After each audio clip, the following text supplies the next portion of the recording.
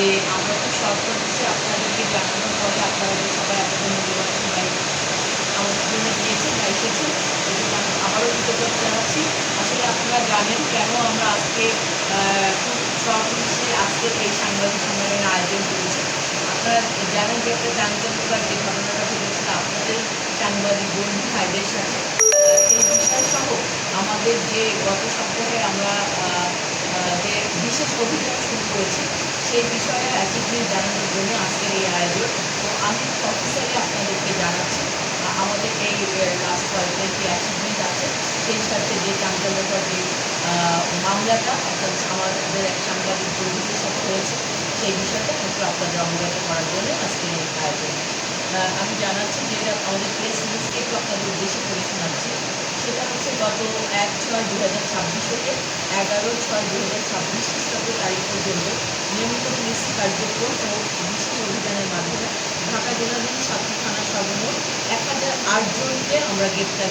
করতে সক্ষম হয়েছি এবং গ্রেপ্তারকৃতদের মধ্যে সাভার মডেল থানায় 140 জন, আশুলিয়া থানায় 152 জন এবং ধামরাই থানায় 116 জন, কেরানীগঞ্জ থানায় 106 জন, দক্ষিণ কেরানীগঞ্জে 125 জন, নবাবগঞ্জে 95 জন, নোয়ার থানায় 91 জন, ডিবি উত্তরে 102 জন এবং ডিবি দক্ষিণে 81 জনকে আমরা মোট গ্রেপ্তার করেছি। তার মধ্যে চলমান বিশেষ অভিযান আপনারা জানেন 8 তারিখ থেকে আমরা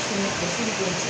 আজ 3 দিন চলছে। সেই 3 দিনের মধ্যে ঢাকা জেলাধীন আমাদের যে 7টি থানার সর্বমোট 505 জনকে আমরা গ্রেপ্তার করতে সক্ষম হয়েছি, যার মধ্যে সাভার মডেল থানায় আছে 67 জন, আশুলিয়া থানায় আছে 73 জন, ধামরাই থানায় 78 জন, কেরানীগঞ্জ মডেল থানায় 56 জন, দক্ষিণ কেরানীগঞ্জ থানা 62 জন, নবাবগঞ্জ থানায় 47 জন, দোহার থানা 53 জন, ডিবি উত্তর 42 জন এবং ডিবি দক্ষিণে 47 জনকে গ্রেপ্তার করা হয়েছে।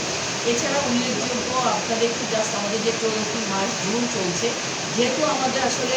বিশেষভাবে আমরা অনেক গ্রেপ্তার করতে সক্ষম হয়েছি, এই জন্য আপনাদের জন্য একটু স্ট্যাটিস্টিক্সটা দিচ্ছি। জুন মাসে আমাদের 11 তারিখ পর্যন্ত অস্থিতিশীলতা সৃষ্টিকারী নিষিদ্ধ সেই সংগঠনের মোট 120 জন সদস্যকে আমরা গ্রেপ্তার করেছি, যাদের মধ্যে 61 জনই বিশেষ অভিযানে গ্রেপ্তার হয়েছে গত 3 দিনে।